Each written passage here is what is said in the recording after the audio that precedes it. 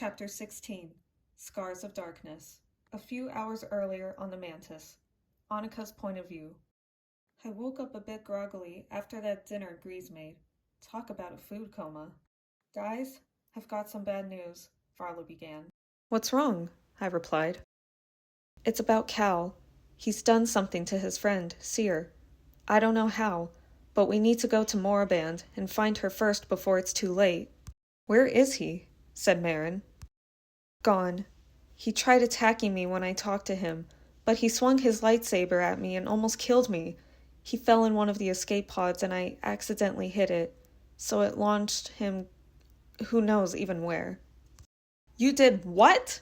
Grease exclaimed. I didn't mean to. I tried helping him, but he was like a different person. Almost like something bad possessed him. How do you know Seer is on Moraband? I replied. Because that was the last thing Cal told me before he went nuts.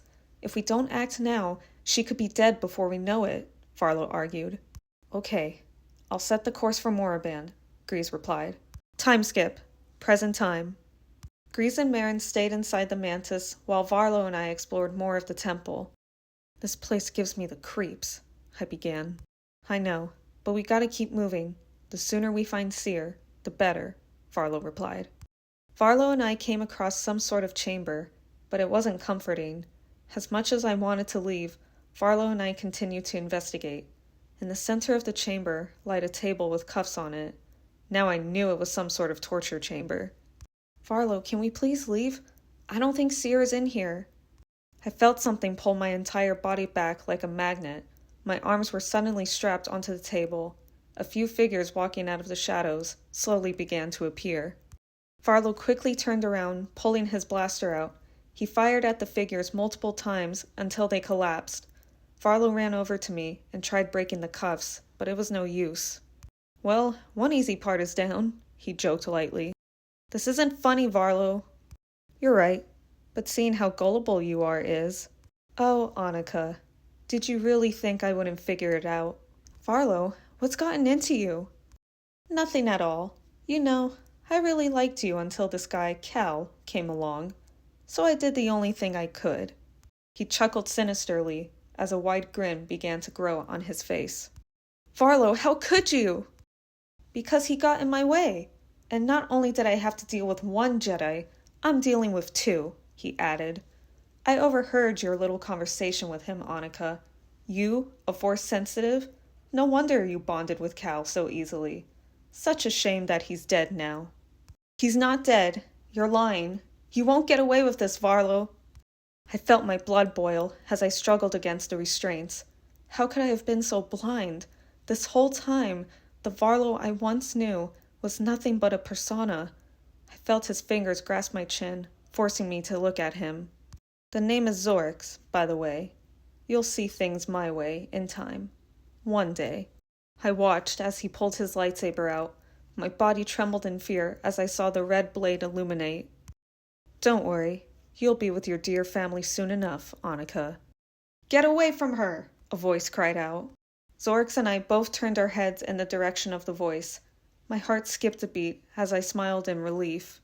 Cal was alive. Time skip. Cal's point of view. You just don't seem to go away, do you? Zorix replied. Did you really think I was going to let you walk away? Especially what this temple holds? You sure have a lot of tricks up your sleeve, Zorix, but your time is over. Of course you think that, but your pride has costed you everyone you love, including Seer, he added. My people will rise once again, and you will fall. Now, it is time for you to die. Cal quickly jumped to the side as he dodged Zorix's lightning strike.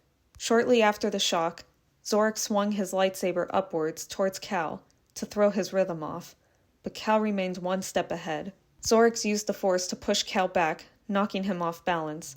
Just as he was about to strike again, Cal blocked the attack.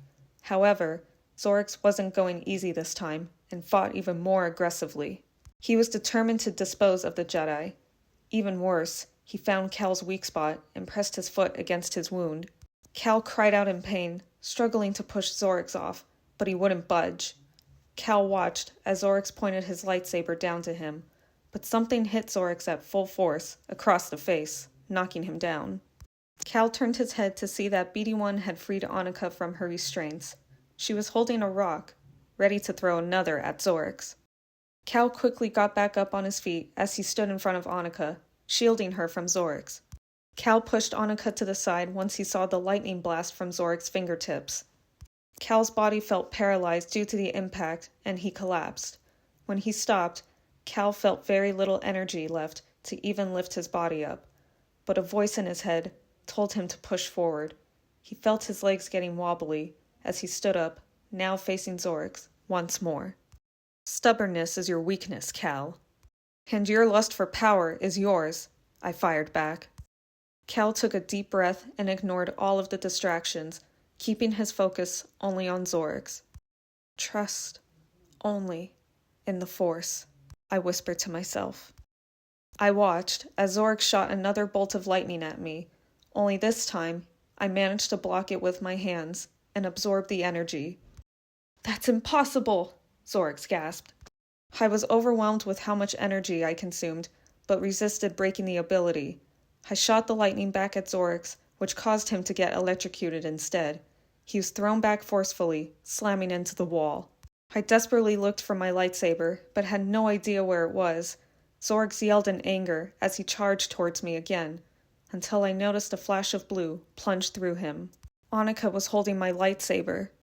"Looks like you're not a step ahead anymore, Zorix," said Annika. As Annika pulled the saber out, Zorix fell back down on the ground and didn't make a sudden move. I sighed in relief, smiling weakly at Annika. She placed my saber down carefully, now running towards me, giving me the biggest embrace. I winced a little as she did. "Sorry, didn't mean to hurt you even more," she apologized. I chuckled lightly and hugged her back. "It's okay. I don't mind it. Also, I didn't know how to turn your lightsaber off, so that's why I set it down," she replied. "No worries, I've got it." Cal bent down, picking his lightsaber up, and turned it off. He clipped it back onto his belt as Annika threw his arm around her shoulder. "We gotta get out of here," she began. "Before we do you mind if you lead me to that room up ahead?" I replied. "All right, but after that, we leave." Annika and Cal quickly examined the area and noticed something up ahead. They both walked over and picked up a small object, which appeared to be an image caster. Cal clicked the power button and saw it was a message from someone. "What does it say?" said Annika. "Just a name. Skywalker," I replied. Cal wasn't sure what this name meant, but from what he could tell, thanks to the Force echo, was that they were scars from a past life. Scars of darkness. End of Chapter 16.